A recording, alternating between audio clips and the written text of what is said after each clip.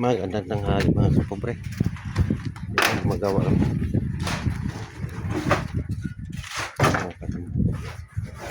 Yan, mason. Magawa naman yung puso negro. Patay na.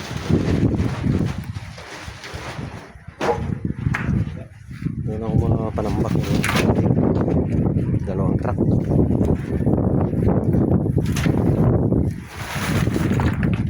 Direk sa doon.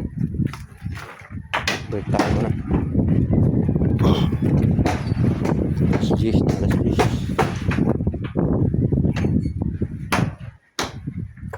Galing ito doon sa sa highway.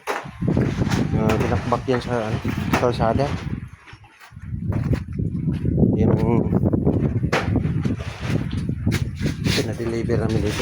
1-2 ang isang truck yan. May dalawang truck na-deliver para panambak na niya. So, ito lang muna update ko mga kapobre. Thank you for watching.